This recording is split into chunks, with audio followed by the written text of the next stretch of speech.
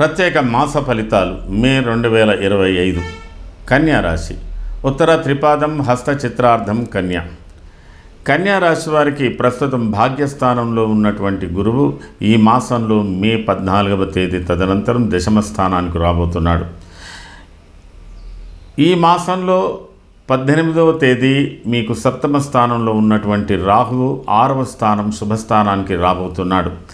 ఈ మాసంలో అష్టమ స్థానంలో సంచారం చేస్తున్నటువంటి రవి మీకు 9వ స్థానంలోకి రాబోతున్నాడు. మీ రాష్ట్రాధిపతి బుధుడు ఈ మాసంలో 6వ తేదీన అష్టమ స్థానంలోకి రాబోతున్నాడు. ప్రస్తుతానికి కుజుడు మాత్రం మీకు లాభస్థానంలో యోగిస్తున్నాడు.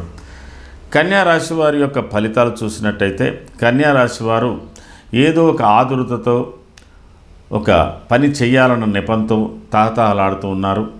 ప్రత్యేకించి శుభకార్యాల యొక్క తాపత్రయాలు ఎక్కువగా ఉంటాయి.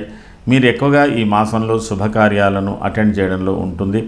అలాగే ఉద్యోగాలలో కూడా మీకు అనుకోని మార్పులు కలిగేటువంటి అవకాశాలు ఉన్నాయి.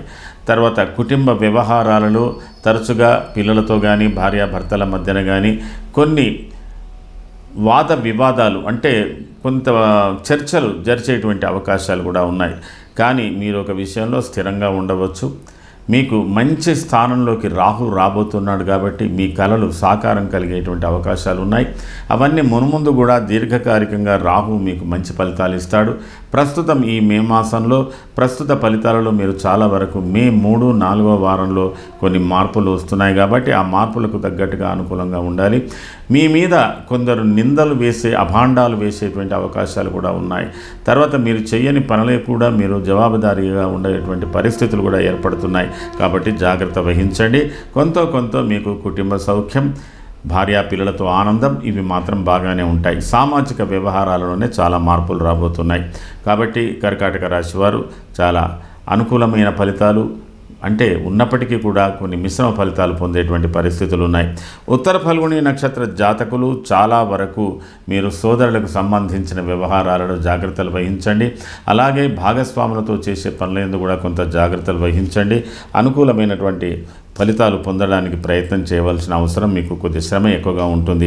హస్త నక్షత్ర జాతకులకు చాలా వరకు అనుకూల ప్రతికూల ఫలితాలు ఉంటున్నప్పటికీ కూడా మీరు ఒక్కొక్కసారి మీకు జ్ఞాపక శక్తి లేకపోవడం వల్ల కూడా ఇబ్బందులు ఉన్నాయి. అయినప్పటికీ మీకు మిత్రవర్గులు తర్వాత బంధువర్గ సహకారాలు కుటుంబ సహకారాలు ఇవన్నీ కూడా మీరు మంచిగానే పొందుతారు.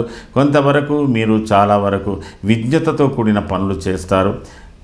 కొంత పరిశ్రమ చేసి శాస్త్రాలు ఇట్లాంటి విషయంలో కూడా మీరు ఎక్కువగా అనుకూలమైన ఫలితాలు పొందడానికి ప్రయత్నం చేస్తారు.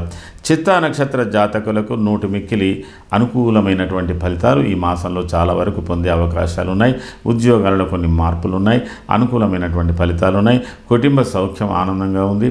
తర్వాత చిత్తా నక్షత్ర జాతకులకు కొంతవరకు ఆలస్య వివాహాల్లో ఉన్నటువంటి వారికి వివాహాలు కలిగే అవకాశాలు, సంతానానికి అనుకూలతలు ఇవన్నీ కూడా చిత్తా నక్షత్ర జాతకులకు కలగబోతున్నది.